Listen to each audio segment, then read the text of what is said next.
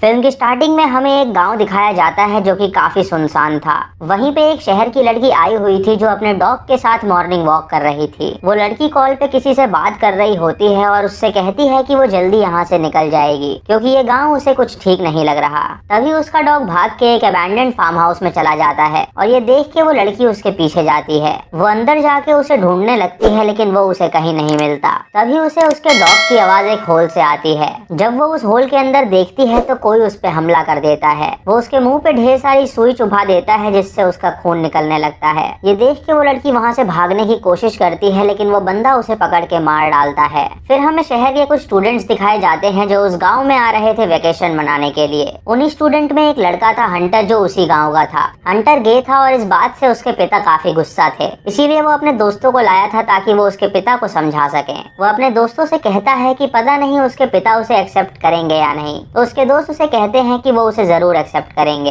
इस बात से हंटर काफी चिंता में होता है तो उसके दोस्त उसे शांत कराते हैं। तभी उन्हें जंगल की ओर से जोर से चिल्लाने की आवाज आती है जिसे सुन के वो सभी डर जाते हैं। उन्हें लगता है कि शायद वहाँ कोई जानवर होगा जो चिल्ला रहा होगा, तो वो इस बात को इग्नोर करके हंटर के घर जाने के लिए निकल जाते हैं। जब वो हंटर के घर पहुँचते हैं तो उसके माता पिता उनका स्वागत करते हैं। हंटर अपने पिता से मिलने जाता है जो उसे देख के खुश नहीं था। हंटर की माँ हंटर को देख के उसे गले लगा लेती है और उससे कहती है कि उसके पिता जल्दी मान जाएंगे। उसके बाद हंटर उन्हें अपने दोस्तों से मिलवाता है जो कि होते हैं दो कपल, क्लेयर मैट और रॉकी जेलिन और गॉर्डन लिनेक्स और फ्लो। क्लेयर हंटर के माता पिता के पास जाके उनसे कहती है कि उनका बेटा बहुत समझदार है। ये सुन के उसका पिता उससे कहता है कि वो उसकी साइड ना ले। वो लोग उनका फार्म देख के काफी खुश होते हैं क्योंकि वो बहुत बड़ा था और रात के लिए वो पार्टी का प्लान करते हैं। तभी हंटर की माँ अपनी छोटी बेटी जेनी को बुलाती है जो कि घोड़ों के साथ खेल रही थी। जेनी को जानवरों से बहुत लगाव था और वो उन्हें कंट्रोल करना जानती थी। जब वो अपने भाई को देखती है तो उसे बहुत खुशी होती है।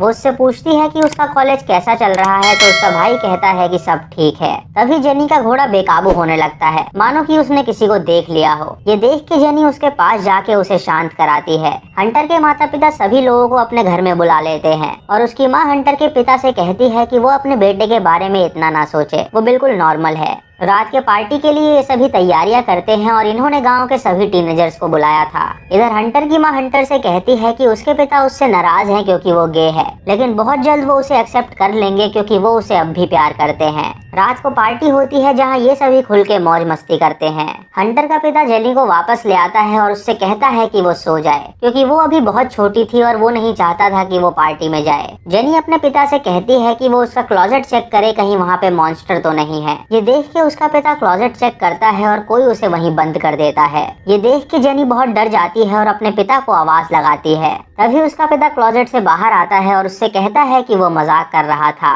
ये सुन के जेनी उससे कहती है कि वो उसके बेड के नीचे चेक करना भूल गया है। ये देख के उसका बेटा जब बेड के नीचे चेक करता है तो कोई उस पे हमला कर देता है। जेनी उससे कहती है कि अब वो दोबारा मजाक ना करे और तभी उसके बेड के नीचे से एक पिचफोर्क निकलता है जिससे जेनी डर जाती है, यानी उसका पिता मजाक नहीं कर रहा था। जेनी की चिल्लाने की आवाज सुन के उसकी माँ उसके कमरे में देखने के लिए जाती है, लेकिन तभी उसे बेसमेंट से कुछ आवाज आती है तो वो वहाँ चली जाती है। उसे लगता है कि शायद बेसमेंट में जेनी है तो वो उसे ढूंढने लगती है और हम देखते हैं कि एक आदमी उसके पीछे खड़ा है जिसके हाथ में पिचफोर्क बंधा है और उसके चेहरे पे मास्क है, यानी वो एक किलर था। तभी जेनी की माँ को वहाँ पे ढेर सारा खून दिखता है जिसे देख के वो डर जाती है। जब वो बेसमेंट से बाहर निकलने के लिए भागती है तो वो किलर उसके सामने आ जाता है। उस किलर को देख के वो कहीं छुप जाती है, लेकिन वो किलर उसे ढूंढ लेता है और उसे मार डालता है। इधर मैट जब बाहर सिगरेट पी रहा होता है तो लिनिक्स वहाँ आके उसे सेड्यूस करती है। मैट उससे कहता है कि वो उससे दूर हटे क्योंकि क्लेयर अभी आती ही होगी। ये सुन के लिनिक उसे किस करने लगती है और वो अंदर जाके इंटीमेट होते हैं। बाहर क्लेयर जब मैट को ढूंढते हुए आती है तो उसे मैट कहीं नहीं मिलता। तभी उसे गॉर्डन मिलता है जो उसके बचपन का दोस्त था। वो उससे पूछती है कि क्या उसने मैट को कहीं देखा है, तो गॉर्डन उससे कहता है कि उसे नहीं पता कि वो कहाँ है। वो उसे ये भी कहता है कि उसे मैट जैसे बंदे पे विश्वास नहीं करना चाहिए। तो क्लेयर उससे कहती है कि मैट उससे बहुत प्यार करता है। इधर इंटीमेट होने के बाद मैट वहाँ से चला जाता है और वो अपना फेवरेट जैकेट वहीं भूल जाता है। लिनिक्स वो जैकेट पहन के बाहर निकल जाती है और हम देखते हैं कि वो किलर उन्हें देख रहा था। इधर रॉकी और उसकी गर्लफ्रेंड जब कार में होते हैं तो उसकी गर्लफ्रेंड उससे कहती है कि वो प्रेग्नेंट है। ये खबर सुन के रॉकी बहुत खुश होता है क्योंकि वो अब बाप बनने वाला था।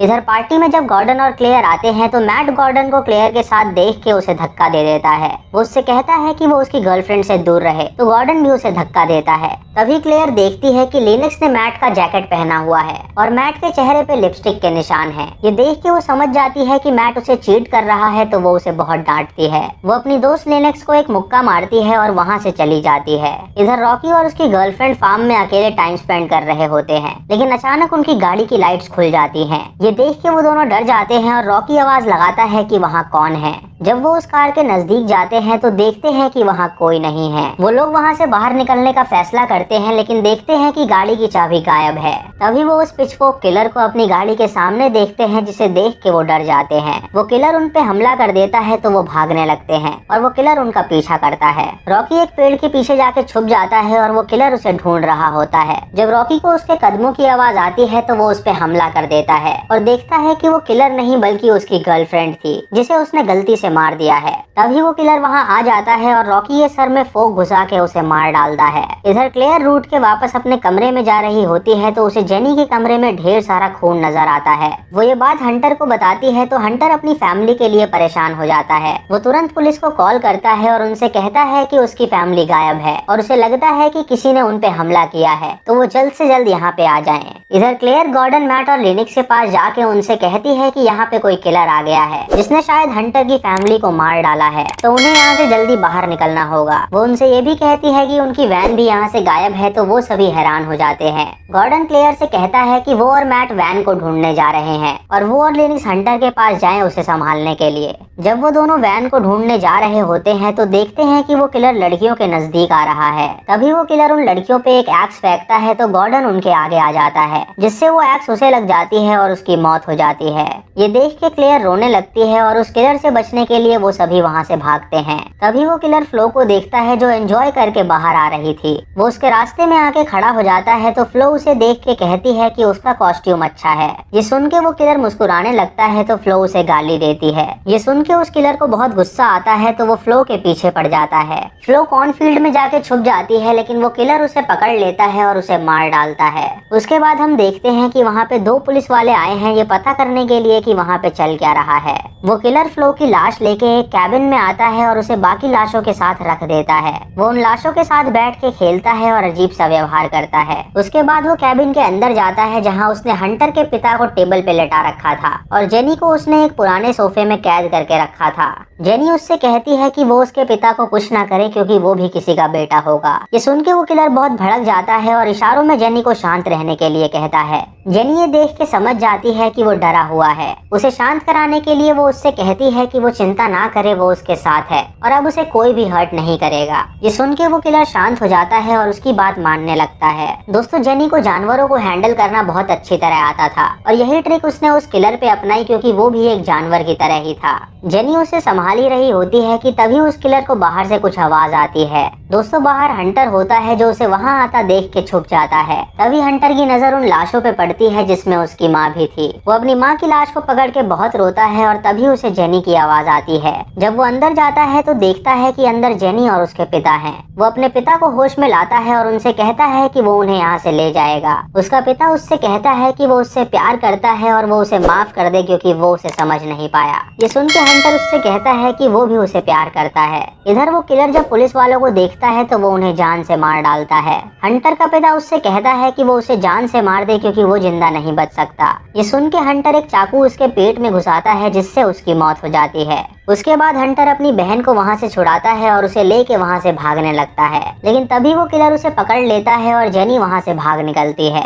हंटर उससे लड़ता है और वो किलर उस पे हमला करके उसे बेहोश कर देता है और उसे एक कंकाल से भरे गड्ढे में फेंक देता है। जब हंटर की आंखें खुलती हैं तो वो अपने दोस्तों को अपने पास पाता है जो उसकी जान बचाने के लिए वहाँ आए थे। वो उनसे कहता है कि वो जरा भी आवाज ना निकाले वरना वो किलर उन्हें पकड़ लेगा। तभी वो किलर उनकी आवाज सुन लेता है और लिनक्स को पकड़ के अपने साथ ले जाता है। वो लिनक्स को बार्ब वायर से पूरी तरह बांध देता है और ये देख के हंटर अपने दोस्तों से कहता है कि वो उस किलर को डिस्ट्रैक्ट करेगा और जब वो किलर उसके पीछे आएगा तो उन दोनों को जाके लिनिक्स को बचाना है। हंटर उस किलर के पास जाके उसे गाली देता है और वहाँ से भागने लगता है। ये सुन के वो किलर उसके पीछे जाता है तो क्लेयर और मैट लिनिक्स को बचाने जाते हैं। मैट भाग के गड्ढे में छुप जाता है और वो किलर उसे ढूंढ रहा होता है। इधर मैट और क्लेयर लिनिक्स को छुड़ाने की कोशिश करते हैं लेकिन वो उसे नहीं छुड़ा पाते क्योंकि वो बार्ब वायर उसकी चमड़ी में घुस गई थी। ये देख के क्लेयर मैट से कहती है कि वो औजार लेने जा रही है ताकि वो इसे छुड़ा सके। मैट जब उसे छुड़ाने की कोशिश कर रहा होता है तो वो किलर वहाँ आके लिनिक्स का मुंह पकड़ लेता है। ये देख के मैट बहुत डर जाता है और वहाँ से भागने लगता है। तभी क्लेयर उसे मिलती है तो वो उसे झूठ कहता है कि लिनिक्स मर चुकी है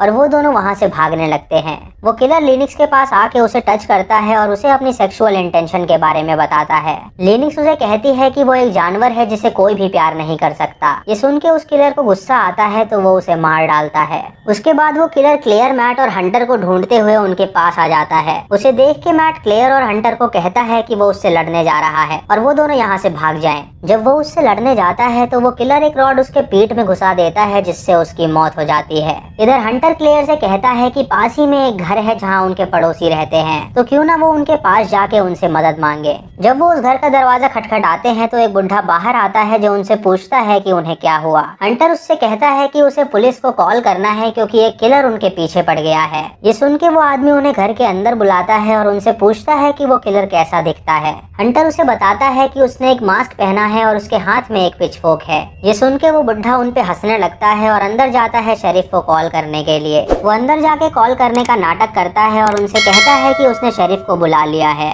तभी वो अपनी बीवी को बुलाता है और उससे कहता है कि उनके घर में कुछ मेहमान आए हैं तो वो उनका स्वागत करे। उसकी बीवी काफी वियर्ड सा बिहेव कर रही थी, मानो कि वो साइको हो। वो उन दोनों के लिए एक ड्रिंक तैयार करते हैं और उन्हें पिलाते हैं। तभी क्लेयर और हंटर को उनके घर के फ्लोर पे खून दिखता है जिसे देख के वो समझ जाते हैं कि ये घर ठीक नहीं है। जब वो दोनों वहाँ से बाहर निकलने की कोशिश करते हैं तो बेहोश हो जाते हैं क्योंकि उन्होंने ड्रिंक में बेहोशी की दवा मिलाई थी। जब बेन बेहोश होने वाला होता है तो वो किलर उसके सामने आ जाता है और उसे देख के वो समझ जाता है कि वो उसके बचपन का दोस्त बेन है और ये कपल बेन के माता पिता हैं। उस किलर का पिता उसके कान पकड़ के उससे कहता है कि उसकी हिम्मत कैसे हुई बेसमेंट से बाहर आने की। वो उसे पकड़ के तुरंत बेसमेंट में ले जाता है और उससे कहता है कि वो वहाँ से बाहर ना निकले। जब क्लेयर और हंटर की आंखें खुलती हैं तो वो देखते हैं कि उन लोगों ने उन्हें बांध रखा है। वो दोनों उन पर टॉर्चर करते हैं और उन्हें धमकी देते हैं कि वो उन्हें मार डालेंगे। तभी वो लेडी हंटर का मुंह टेप से बंद कर देती है और एक जार में पेशाब करके उसे हंटर के घाव में डालती है। उसके बाद वो हंटर से कहती है कि वो काफी हैंडसम है और उसके बाद वो उसका रेप करती है। क्लेयर ये देख के कहती है कि वो ऐसा ना करे तो वो बुढ़ा क्लेयर के कान में एक पिन घुसा देता है जिससे क्लेयर के कान से खून निकलने लगता है। ये टॉर्चर देख के बेन काफी गुस्सा होता है क्योंकि उसके माँ बाप उसे भी ऐसे ही टॉर्चर करते थे। बेन की माँ उन्हें प्यार की परिभाषा सिखाती है और उन्हें बताती है कि जो वो लोग करते हैं वो प्यार नहीं बल्कि धोखा होता है। वो उन्हें ये भी कहती है कि असली प्यार तो दर्द में होता है और ये बात उसके बेटे से अच्छा कोई नहीं जानता। वो बेन के पैंट में हाथ डालती है और उससे कहती है कि वो उससे प्यार करती है। दोस्तों, इससे हमें पता चलता है कि वो दोनों कपल बेन को सेक्सुअली टॉर्चर करते थे जिसकी वजह से बेन ऐसा हो गया था। जब बेन का पिता हंटर को मारने वाला होता है तो जेनी वहाँ आके उसे शूट कर देती है। ये देख के वो साइको लेडी क्लेयर को पकड़ लेती है और उनसे कहती है कि वो उसे मार डालेगी। तभी बेन अपनी माँ के पीछे आ जाता है और उसे काट के मार डालता है। ये देख के वो तीनों वहाँ से भाग निकलते हैं और बेन उनका पीछा करता है। जब बेन उनके पीछे आता है तो जेनी बेन से कहती है कि वो जानती है कि उन लोगों ने उस पर टॉर्चर किया था जिसकी वजह से वो ऐसा बन गया है, लेकिन अब वो लोग मर चुके हैं तो उसे कोई टॉर्चर नहीं करेगा और उसे अब कोई जरूरत नहीं है लोगों को मारने की। वो बेन के पास जाके उसके सर पे हाथ फेरती है तो बेन एक जानवर की तरह शांत हो जाता है। तभी हंटर और क्लेयर बेन की जंजीर पकड़ के उसे पेड़ पे लटका देते हैं जिससे बेन को फांसी लग जाती है और वो बेहोश हो जाता है। इन तीनों को भागते हुए सुबह हो जाती है और हम देखते हैं कि बेन अभी जिंदा है। जब वो इनके पीछे आके इन पे हमला करने वाला होता है तो जेनी उसे अपना हाथ दिखाती है जिससे बेन रुक जाता है और उसके ऑर्डर फॉलो करने लगता है और मूवी खत्म हो जाती है। तो दोस्तों, ये थी इस फिल्म की कहानी जहां बेन पे उसके माता पिता सेक्सुअली टॉर्चर करते थे जिसकी वजह से वो सदमे में चला गया था और इसीलिए वो लोगों को मारने लगा था क्योंकि लोगों को मार के उसे काफी सुकून मिलता था, लेकिन जेनी ने उसे अपने कंट्रोल में कर लिया।